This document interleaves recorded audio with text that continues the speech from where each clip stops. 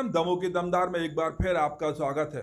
आज हमारे मेहमान हैं मनु दादा के नाम से मशहूर दमों के दमदार श्री मनु मिश्रा जी। मिश्रा जी किसी परिचय के मोहताज नहीं हैं। छात्र जीवन से राजनीति में सक्रियता दर्ज कराते हुए एनएसयूआई युवक कांग्रेस नगर पालिका के अध्यक्ष पद को सुशोभित करने के बाद वर्तमान में आप कांग्रेस के जिला अध्यक्ष हैं। आपको याद होगा इनके नगर पालिका कार्यकाल और एक बार फिर नगर पालिका अध्यक्ष चुनाव की बेला है, लेकिन इस बार जनता जनार्दन नहीं पार्षद महोदय अध्यक्ष का चुनाव करने वाले हैं। मनु जी, आपका हमारे खास कार्यक्रम में बहुत बहुत स्वागत है। बहुत बहुत धन्यवाद राजेंद्र भाई आपका। हमारा आपसे पहला सवाल है, नगर पालिका में जो हालात निर्मित हुए हैं, किसी भी दल को स्पष्ट बहुमत नहीं मिला है, हालांकि कांग्रेस बहुमत के नजदीक है। ऐसे में कांग्रेस के अपनी सरकार बनाने, अपनी परिषद बनाने के लिए क्या प्रयास चल रहे हैं? देखिए, जो बात आप कह रहे हैं मुझे भी पूरा विश्वास था कि हम 20+ में जाएंगे, परंतु ये दुर्भाग्य रहा कि 2-3 वार्डों में जो हमारे प्रत्याशी जीतने वाले थे वो चुनाव जीत नहीं पाए और हमारी 17 सीटें आईं। मैं दमोह की जनता का आपके चैनल के माध्यम से धन्यवाद देना चाहता हूं, परंतु ये भी आग्रह था मेरा दमोह की जनता से कि स्पष्ट जनादेश मिलता तो अभी पूरी पिक्चर ही क्लियर हो जाती, परंतु जो परिस्थितियां अभी हैं दमोह में, उसमें मुझे पूरी उम्मीद है कि अध्यक्ष कांग्रेस पार्टी का ही बनेगा। मिश्रा जी, आपके जिला कांग्रेस के अध्यक्ष रहते यह दूसरा चुनाव है। पहला चुनाव पिछले साल विधानसभा का उपचुनाव हुआ था। उस समय आपके नेतृत्व में श्री अजय टंडन जी दमोह के 39 में से 38 वार्डों में जीते थे। ऐसी क्या वजह रही कि साल भर बाद आप 17 वार्डों पर सिमट गए? देखिए, इसको सिमटना नहीं कह सकते अटल जी। क्या है, हम लोगों का वोट ऑफ परसेंटेज पिछले बार से ज़्यादा बड़ा है। हम लोगों ने जिन वार्डों में चुनाव लड़ाया उस समय जो आक्रोश था वो यहाँ के प्रत्याशी को लेके था। लोग प्रत्याशी को पसंद नहीं कर रहे थे और दमोह में कांग्रेस पार्टी को ऐतिहासिक विजय हासिल कराई दमोह के लोगों ने। कभी कभी क्या होता है कि जो स्थानीय प्रत्याशी नगर पालिका में पार्षद का चुनाव लड़ता है, कुछ उसकी भी व्यक्तिगत बुराइयां रहती हैं, और जो प्रदेश विधानसभा का चुनाव होता है एक प्रत्याशी के चेहरे पे और एक प्रत्याशी के नाम से और पार्टी के नाम से लड़ा जाता है। इसमें लोग व्यक्तिगत भी चीज़ों को अपना भंजा लेते हैं। जैसे किसी वार्ड में हमारा पार्षद प्रत्याशी है, अब लोगों को प्रत्याशी अगर ठीक नहीं लगा तो उसके कारण भी उस जगह नुकसान होता है। तो उसका हम लोगों ने विश्लेषण भी करेंगे। अभी ये चुनाव निपट जाए तो इसकी समीक्षा भी करेंगे, और जहाँ जहाँ हम लोगों को लगा है कि हमारी स्थिति कमज़ोर हुई है उन जगह पे हम लोग कोशिश करेंगे कि हमारे प्रत्याशी फिर से अच्छा परफॉर्मेंस करें और आने वाले विधानसभा के 2023 में उन वार्डों को हम जीतने की पूरी कोशिश करेंगे जहाँ हमारा नुकसान हुआ है। देखने में कुछ वार्डों में आपके प्रत्याशी 3 अंकों में नहीं पहुंच पाए, 100 के अंदर रहे। ऐसी क्या वजह रही? देखिए, 2 वार्डों में मुझे भी बड़ा दुख हुआ है। 2 वार्डों में हमारे जो लोग हैं, जैसे असाटी वार्ड 2 और मांगंज वार्ड नंबर 2 या 3, जिस वार्ड का आप उल्लेख कर रहे हैं, वहाँ पे एक प्रत्याशी के हमारे पैर टूट गया था जिसको फ्रैक्चर हो गया था, और एक जगह जो वोट कम मिले हैं उसका भी हम लोगों ने विश्लेषण किया है कि जो पिछले बार के वोट थे उस वोट से कम वोट मिले हैं। तो उन दोनों जगह पे भी जिन जिन वार्डों में हमारा परफॉर्मेंस अच्छा नहीं रहा है उन वार्डों में हम लोग फिर से मेहनत करेंगे, संगठन को भी खड़ा करेंगे और मजबूत लोगों के साथ अगले बार की टीम उतारेंगे ताकि विधानसभा चुनाव में उन वोटों का परसेंटेज बढ़े।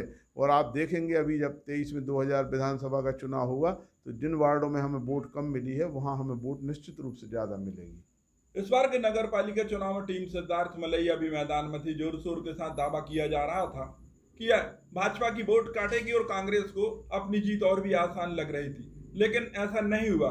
कहीं कहीं उसने कांग्रेस को भी नुकसान पहुंचाया। देखिए, आपके 2 प्रश्न हो गए इसी के साथ। अभी आपने कहा था कि हम 38 वार्डों में जीते थे। अब इस बार हमारा मुकाबला 2 लोगों से हुआ, अकेला एक पार्टी संगठन से नहीं हुआ, 2 संगठनों से हुआ। एक टीएसएम से हुआ, दूसरा भारतीय जनता पार्टी से हुआ। कई जगह हम लोगों को टीएसएम के प्रत्याशी के खड़े होने से नुकसान भी हुआ, कई जगह हमको फ़ायदा भी हुआ। ये उनका व्यक्तिगत मैटर है। भारतीय जनता पार्टी का सिद्धार्थ मलैया जी का उनका व्यक्तिगत मैटर था। जो चुनाव वो लड़े उनने अपनी पूरी ताकत उस चुनाव में लगाई। अब रिजल्ट तो दमोह की जनता को देना था, वोट जनता देती है। हम दावा करें वो दावा करें, भारतीय जनता पार्टी दावा करे। दावा करने से तो कोई भी कुछ कर सकता है। आज हम बैठे बैठे दावा कर देंगे कि हम 40 सीटें जीत रहे, तो 40 सीटें नहीं जीत सकते। सीट जिताती है जनता। जनता ये देखती है, पार्षद का जो चुनाव होता है वो प्रत्याशी के साथ साथ उसके व्यक्तिगत व्यवहार के ऊपर होता है। चेयर हमारे कई पार्षद ऐसे हैं जो 5-5, 6-6 बार जीते हैं। रमेश राठौर है, विक्रम है, राजा रौतेला है, वीरेंद्र राय हैं। कई लोग ऐसे हैं कि जो 5 बार, कोई 6 बार भी चुनाव जीता है। तो वो अपना जो उनका खुद का व्यक्तिगत व्यवहार है, उन व्यवहार के कारण वो लोग चुनाव जीते हैं। कई नए चेहरे भी हमने उतारे थे, जिन लड़कों ने अच्छी मेहनत की वो लड़के भी चुनाव जीते हैं। हमारा कुल मिला के जो दमोह में समीकरण था कि हम लोगों ने सीनियर और जूनियर का एक नया कॉम्बिनेशन तैयार किया था। दूसरा, अटल जी, क्या होता है कि सत्ता का भी फर्क पड़ता है। अभी हमारी सरकार नहीं है, भारतीय जनता पार्टी की सरकार है। केंद्रीय मंत्री यहाँ के हैं। लोगों ने दावे किए कि भैया अगर हमारी सरकार बनेगी तो फलाना काम होगा, ढिकाना काम होगा। पिछले 5 साल भी यहाँ पर भारतीय जनता पार्टी की अध्यक्ष रही हैं, और 5 साल में आपने शहर में देखा है, आज भी जहाँ जहाँ पे लोगों ने पाइपलाइन के लिए लाइनें खोदी गई थी, उन लाइनों पे दोबारा सीसी नहीं हुई। जबकि उस जिस भी ठेकेदार ने, कॉन्ट्रैक्टर ने कॉन्ट्रैक्ट लिया था, उससे ये अनुबंध था कि जिस गली में पाइपलाइन डलेगी उसके तुरंत बाद कनेक्शन करके उसको सीसी करना पड़ेगी। तो जो काम होना चाहिए पिछले 5 सालों में, वो भारतीय जनता पार्टी के लोग नहीं कर पाए। और आपने देखा भी कि आरोप लगाए, उनने टीएसएम के ऊपर आरोप लगाए, टीएसएम ने उनके ऊपर आरोप लगाए कि भाई ये काम इनको करना था, वो कह रहे थे इनको करना था। अब दमोह की जनता को मालूम है कि प्रत्याशी पिछली बार संयुक्त लड़े थे। हमारे तो आंकड़ा बड़ा है, पिछली बार हमारे 12 पार्षद थे, इस बार हमारे 17 पार्षद हैं। हम इसको नहीं कह सकते कि कम हुआ, क्योंकि ये चुनाव व्यक्तिगत उस पर होता है। तो कांग्रेस के यहाँ पार्षद बड़े हैं। हटा नगर पालिका आप देख लीजिए, हमारे पास इस बार भारतीय जनता पार्टी ने पूरी ताकत से लड़ी। पटेरा में हमारे 3 पार्षद थे, वहाँ 6 हुए। पथरिया में हमारे पास 1 है कम पार्षद। तो हर जगह सरकार ना होने के बाद भी हमारा परफॉर्मेंस बहुत अच्छा रहा है। और मैं आपको ये विश्वास दिलाता हूँ कि ईश्वर की कृपा से और दमोह की जनता के आशीर्वाद से 29 तारीख की रात में या 30 तारीख को मैं आपके ऑफिस में फिर से आऊँगा। जिला पंचायत में कांग्रेस का अध्यक्ष बनेगा और नगर पालिका में भी दमोह में कांग्रेस का ही अध्यक्ष बनेगा। तो सर जी, आपसे हमारा सवाल है, आप नगर पालिका के अध्यक्ष रहे, फिर से नगर पालिका में कांग्रेस के अध्यक्ष बनने का दावा कर रहे हैं। आखिर ऐसे क्या हालात निर्मित आप करेंगे कि आपके पास में बहुमत हो जाए? क्या आप टीएसएम की मदद से नगर पालिका के अध्यक्ष बनाएंगे या पार्षदों से अपनी अंतरात्मा की आवाज पर वोट देने का आह्वान करेंगे? देखिए, हमारी संख्या 17 है, हमको 3 लोगों की ज़रूरत है। और दमोह के विकास में, क्योंकि अटल जी आप ये भी जानते हैं कि एक चुनाव लड़ने में या लड़वाने में लोगों का और जनता का और सरकार का कितना पैसा खर्चा होता है। स्पष्ट बहुमत ना मिलने के कारण 3 पार्षदों की हमको ज़रूरत है। 3 निर्दलीय लोग भी हैं, 5 लोग टीएसएम के भी हैं।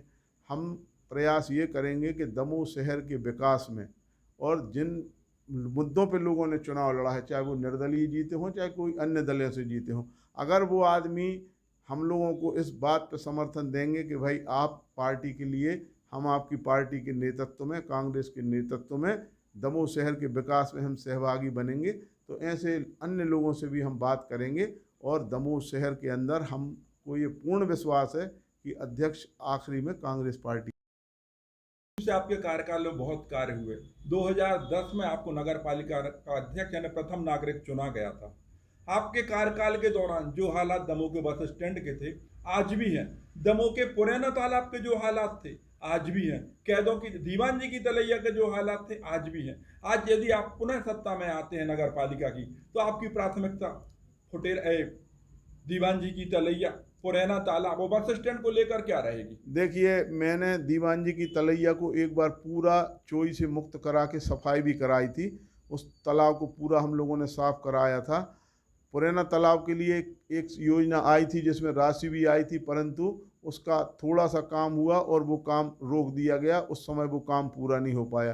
तीसरा जो आपने उदाहरण दिया है बस स्टैंड का, तो बस स्टैंड का आज भी मुझे बहुत दुख है और मैं उस बात को स्वीकार भी कर रहा हूँ। हम लोगों ने एक पूरी कार्य योजना बनाई थी, एक ब्लूप्रिंट हमारे पास आज भी बना रखा है, जिसमें हम लोगों ने प्राइवेट बस स्टैंड और सरकारी बस स्टैंड दोनों को मिला के एक कार्य योजना तैयार की थी कि इस योजना के तहत वहाँ मैकेनिकल कॉम्प्लेक्स, कैंटीन, लोगों के लिए बसों खड़े होने की पूरी सुविधा का पूरा मैप बना के हम लोगों ने यहाँ पे दिया था। परंतु उस समय सरकार ना होने के कारण हम लोगों को पर्याप्त बजट भी नहीं मिल पाया, और बस स्टैंड पे हम लोगों ने जो सोचा था कि लोगों को एक अच्छी सुविधा देंगे, आज मैं खुद इस बात को स्वीकार कर रहा हूं कि वो कमी रह गई है। परंतु आने वाले समय में हमारी पार्टी का अध्यक्ष बनेगा तो जिस मुद्दों की तरफ मैं आपको बहुत बहुत धन्यवाद देता हूं कि जो कमियां हमारे अंदर रह गई थी, उन कमियों को हम सुधारने का प्रयास करेंगे। पुरैना तालाब, दीवान जी की तलैया और बस स्टैंड के सुधार का हम प्रयास करेंगे। बस स्टैंड का हम लोगों ने अपने घोषणा पत्र में जिक्र भी किया। जब पूर्व मुख्यमंत्री कमलनाथ जी दमोह आए थे और उन्होंने माहौल को पूरा कमलमय कर दिया, तो उस समय आप भी कांग्रेस टिकट के प्रबल दावेदार थे। शायद आपके समर्थक बहुत ज़्यादा आए थे और राहुल सिंह जी दावेदार थे। उस दौरान कांग्रेस ने आपको छोड़कर राहुल सिंह जी को टिकट दी थी। क्या आपको नहीं लगता कि उस समय कांग्रेस ने गलती की थी? देखिए राजेंद्र भाई, मैं 2018 में मैंने पूरी ताकत के साथ दावेदारी करी थी, मेरा नाम भी था, और उस समय पार्टी ने यह निर्णय लिया था कि राहुल सिंह को चुनाव लड़ाया जाए। तो हम लोगों ने सरकार को यहाँ पे कमलनाथ जी को मुख्यमंत्री बनाना था। पूरी ईमानदारी और मेहनत के साथ हम लोगों ने, प्रत्याशी नहीं बनने के बावजूद भी हम लोगों ने कांग्रेस पार्टी के उम्मीदवार को यहाँ जिताया, और वो चुनाव सब कांग्रेस के पार्टी के लोगों के सहयोग से जीते थे।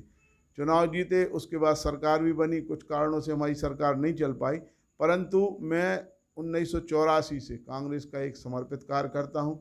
बहुत जीवन में उतार चढ़ाव देखे, कई बार ऐसा मौका आया, थोड़ी निराशा भी होती है कभी कभी, परंतु आखिरी में यही सोचता हूँ कि 1984 से आज 2021 हो गया, पार्टी ने मुझे NSUI का जिला अध्यक्ष बनाया, युवक कांग्रेस का अध्यक्ष भी बनाया, उसके बाद नगर पालिका का अध्यक्ष बनाया, और अब जिला कांग्रेस कमेटी का अध्यक्ष बनाया।